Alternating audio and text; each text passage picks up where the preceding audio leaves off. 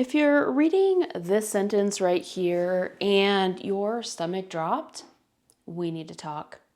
Because here's what no one is telling you. There's a difference between I'm tired and I'm ready to leave. Between Sunday scaries and the realization that you're living a life that doesn't fit anymore. And most women spend years in the second category while convincing themselves somehow that they're in the first. So, by the end of this video, you are going to know something most people never take the time to figure out. Whether you actually need to build your exit plan right now, or if you just really need a good vacation, some Mai Tais on the beach. Hi, I'm Shannon Baird, and after 11 years in marketing and my own Valentine's Day layoff, I show exhausted corporate moms how to discover their business idea and build their freedom.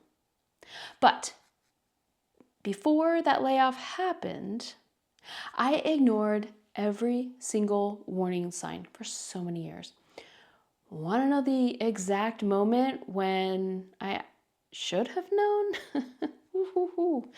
So I was on a video call with vendors about a project that I was leading. I was super excited about this project. My boss, the CMO, had what he called a great idea that went against every single basic marketing principle. Marketing 101. So I politely suggested a different approach. You know what he said to me on that call with external vendors? He said, "Shannon, don't get so excited." Woo! It was like I was his wife that he had to handle. I got off that call thinking, is this really what I'm doing with my life? Not in some dramatic existential crisis kind of way, just this quiet, creeping realization that I was trading my days, my actual life, for work that would never be respected. And you know what I did with that realization?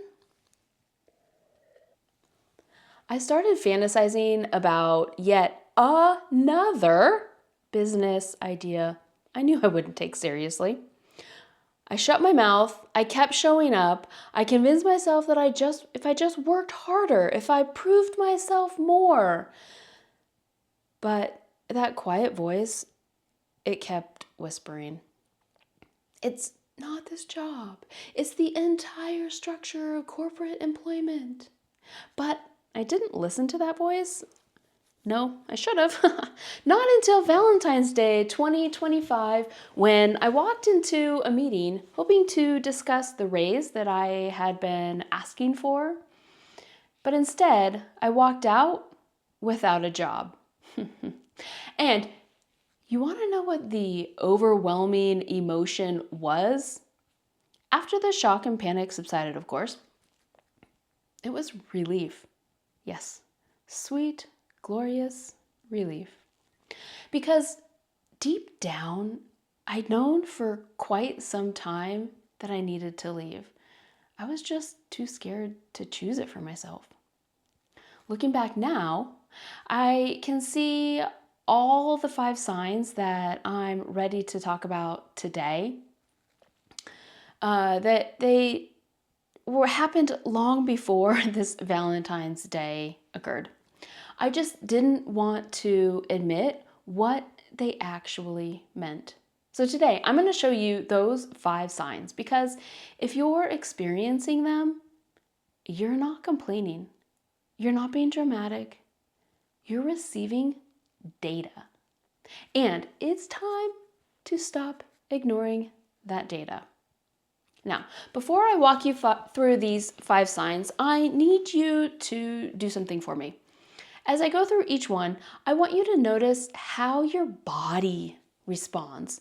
Not your brain, your body. Because here's what I've learned from working with other women in their corporate exits. Your body knows the truth long before your brain has gotten on board and is willing to admit it. You might be rationalizing, minimizing, convincing yourself that you're fine, but your nervous system, it's keeping score. So pay attention to what your body does when you hear these signs. That tightness in your chest, the pit in your stomach, the sudden urge to look away from the screen. That's your answer. Okay? Got it? All right. Here are the 5 signs. And I'm warning you now, at least 3 of these, you are going to feel uncomfortable and maybe a little called out. So here we go. Sign number 1. You're showing up to work, but you're not actually there anymore.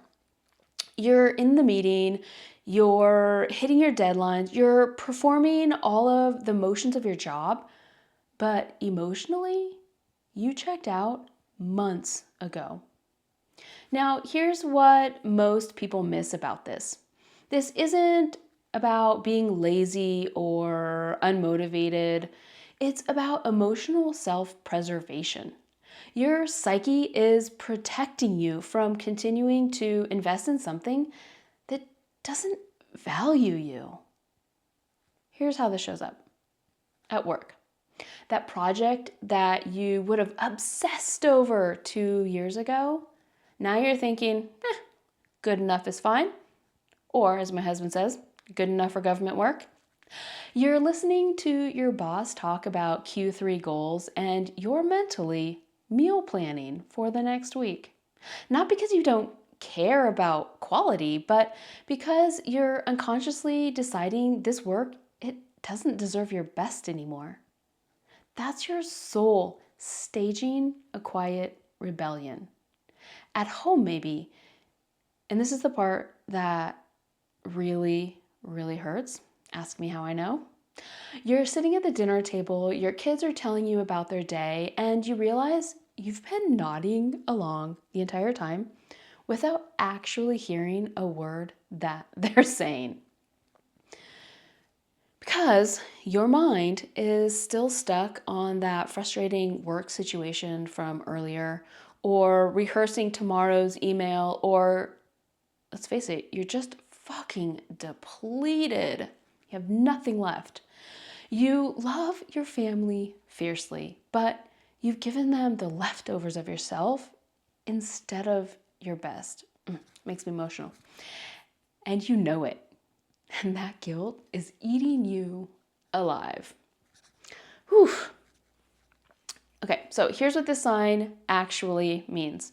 Your emotional energy has already left the building. Your body is just taking longer to get the message. When you're emotionally distracted from work and emotionally unavailable at home, that's not burnout that you can fix with better time management.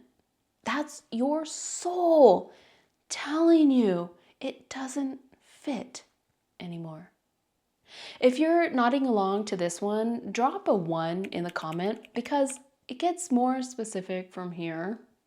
So we have sign number 2. You're not just occasionally daydreaming about leaving.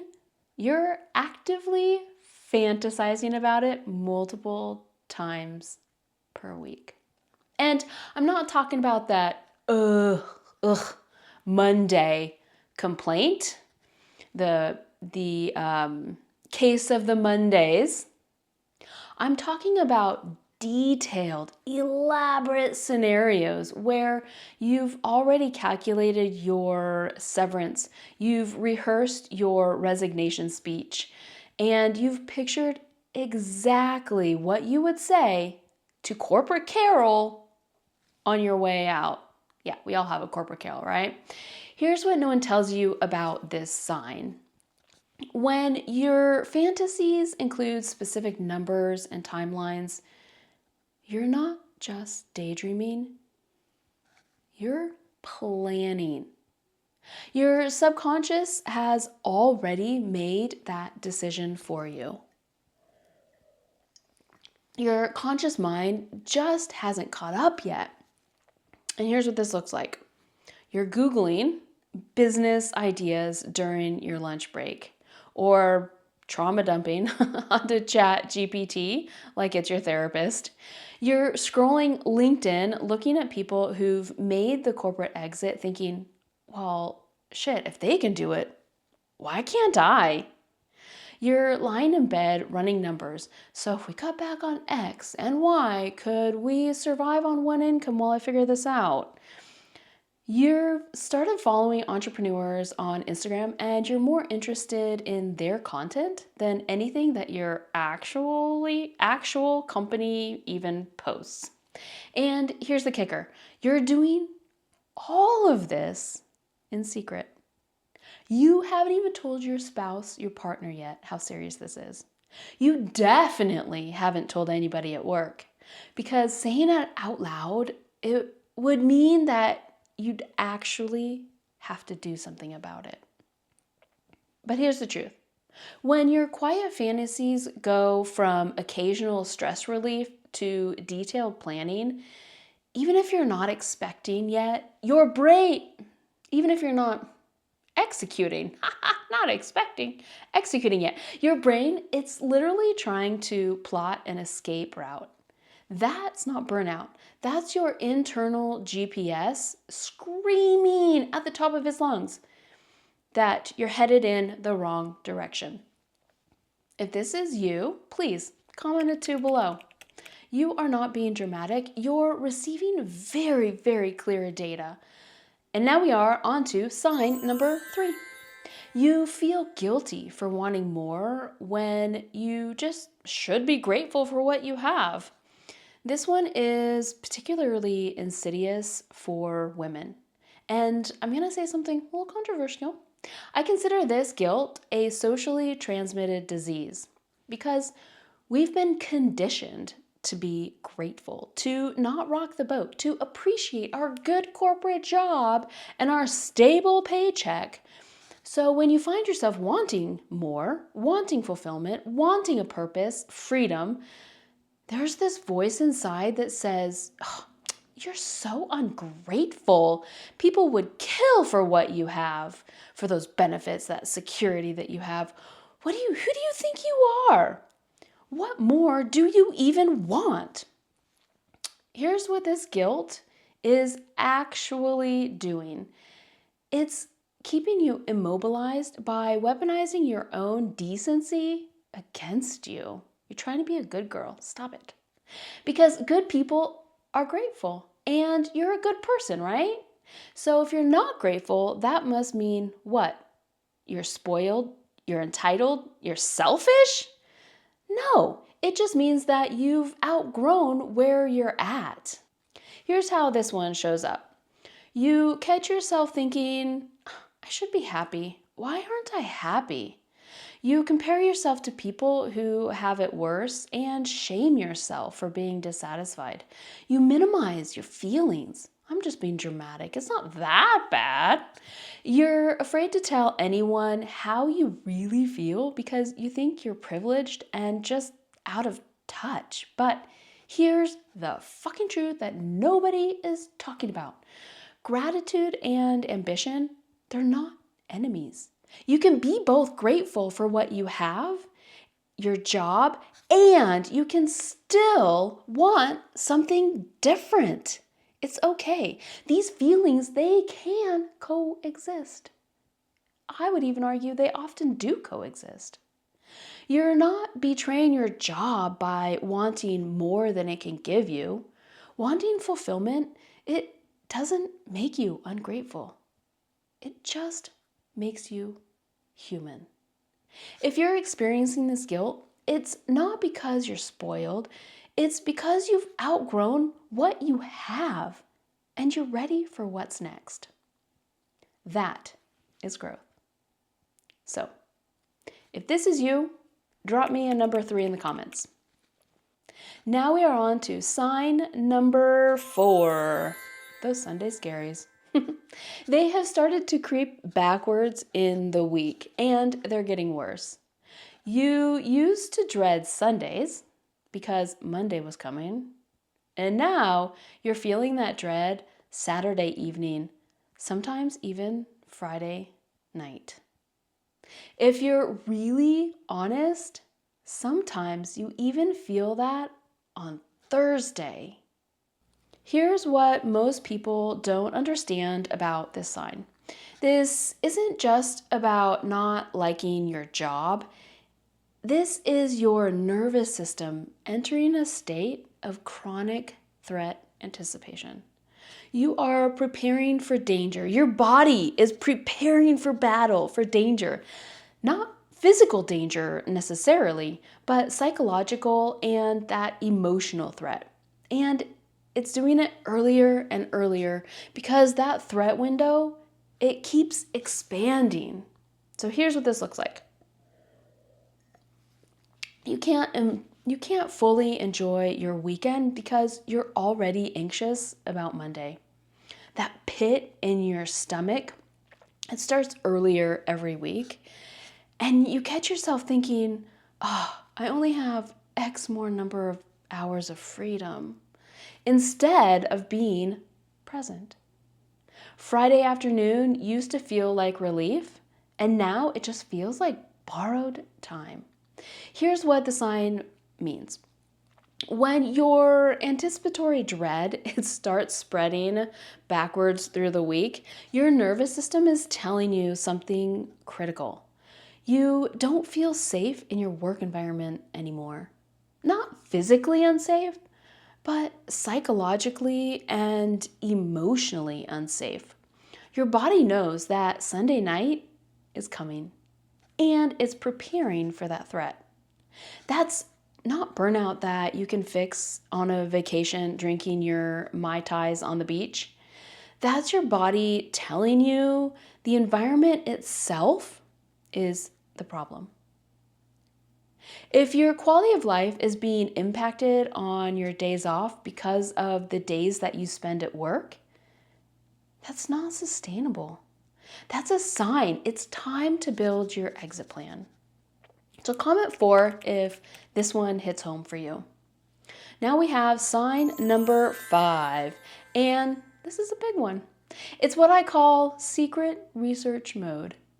You're taking this very seriously, but you're doing it really quiet on the down low. You're gathering information, you're exploring your options, but you're not ready to tell anyone yet because that would make it real. Here's what no one tells you about this sign. The fact that you're researching in secret means you've already crossed that psychological threshold. You're no longer asking, well, should I leave? You're now asking, how do I leave? What this looks like. Your browser history is full of how to start a business while working full time, business ideas for corporate moms, how much money do I need to quit my job, success stories of women who left corporate. You're watching videos like this one in private. You've clicked on courses or programs, but you haven't pulled the trigger yet because you're still gathering information.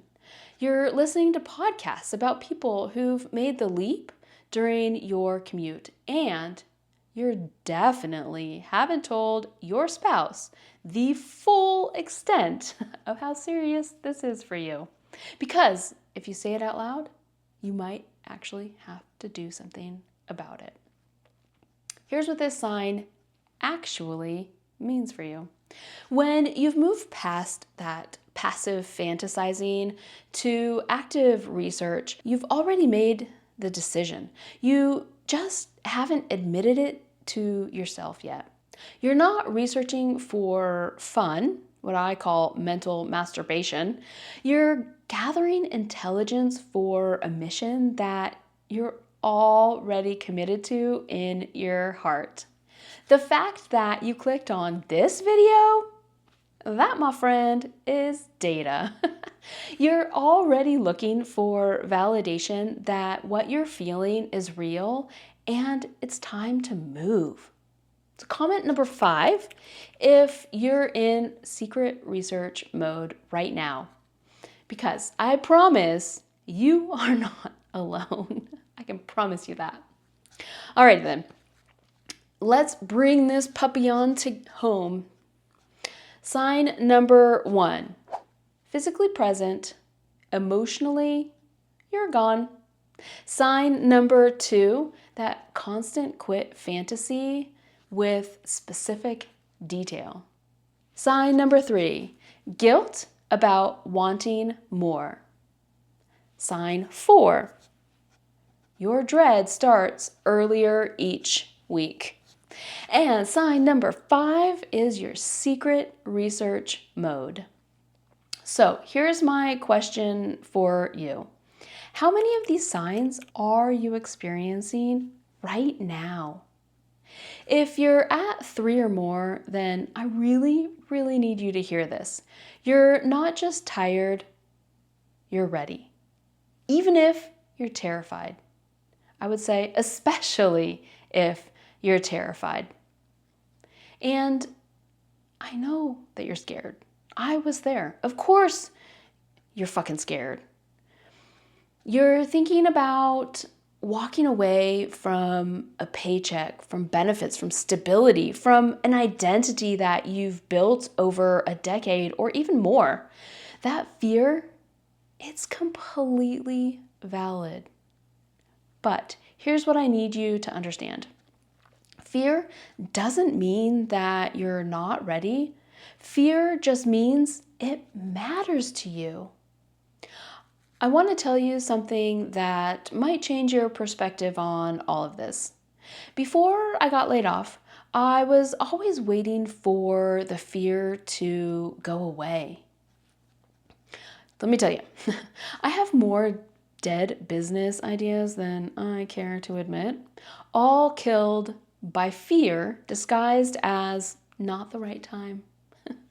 But here's the thing about fear. There's no fairy waving a magic wand that bestows you with confidence.